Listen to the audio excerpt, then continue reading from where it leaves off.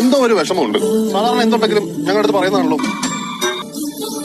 ഞാൻ അങ്ങ് പടവലത്ത് പോകാൻ തീരുമാനിച്ചു. ഹലോ ഗൈസ്, അങ്ങനെ നമ്മുടെ പാറമട വീട്ടിൽ നിന്നും ഭവാനി അമ്മൂമ്മ എന്നേക്കുമായി വേർപിരിഞ്ഞു പോകുന്നു. അതെ ഗൈസ്, ഇന്നത്തെ പുതിയ പ്രൊമോയിൽ നമ്മുടെ ലച്ചു ഇല്ല കേട്ടോ. ആ ഒരു കാര്യം നിങ്ങൾ ആദ്യമേ അറിയിക്കുകയാണ്. ഇനി നമ്മുടെ ഭവാനി അമ്മൂമ്മയുടെ കാര്യം അത് ഞാൻ പ്രൊമോ വിശദീകരിച്ച് പറയാം.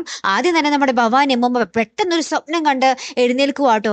ഒരു വയസ്സനായിട്ടുള്ള ഒരാൾ പക്ഷിശാസ്ത്രം എന്ന് വിളിച്ചു പറഞ്ഞ് വരുന്നതായിട്ട് നമ്മുടെ ഭവാനി അമ്മൂമ്മ ഇങ്ങനെ സ്വപ്നം കാണുകയാണ്.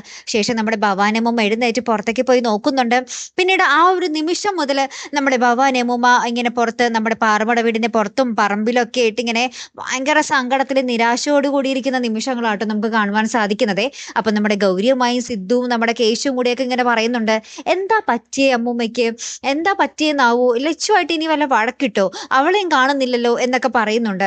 പിന്നീട് നമ്മുടെ ഭവാനി അമ്മൂമ്മ ആരോടും സംസാരിക്കുന്നില്ല, അകപ്പാടെ ശോകം മൂകം. ലാസ്റ്റ് നമ്മുടെ സിദ്ധു വന്ന് കാര്യം ചോദിക്കുന്നുണ്ട്, എന്താ അമ്മൂമ്മ, എന്താ പറ്റിയേ, അമ്മൂമ്മ സാധാരണ ഞങ്ങളോട് കാര്യങ്ങൾ തുറന്ന് പറയുന്നതാണല്ലോ, എന്താ പറ്റിയെന്ന് പറ എന്ന് പറയുക. ലാസ്റ്റ് നമ്മുടെ ഭവാനി അമ്മൂമ്മ വിതുമ്പിക്കൊണ്ട് ആ ഒരു കാര്യം പറയുകയാണ്, താൻ പടവലത്തേക്ക് തിരിച്ചു പോകുക മക്കളെ എന്ന്. അപ്പൊ ഇത് കേട്ടിട്ട് ആകപ്പാടെ എല്ലാവരും ഇങ്ങനെ ഭയങ്കരമായിട്ട് ഇങ്ങനെ എന്താ പറയുക സ്തംഭിച്ച് നിൽക്കുന്ന ഒരു നിമിഷങ്ങളാട്ടോ കൂട്ടുകാരൻ നമുക്ക് ഇന്നത്തെ ആ ഒരു പുതിയ പ്രൊമോയിൽ കാണുവാൻ സാധിച്ചത്. ഇനി നമ്മുടെ ഭവാനി അമ്മൂമ്മ എന്നേക്കുമായിട്ട് പോകുന്നതാണോ അല്ലെങ്കിൽ കുറച്ചൊരു ദിവസത്തേക്ക് പോകുന്നതാണോ, അത് മാത്രമേ നമുക്ക് അറിയാനുള്ളൂ.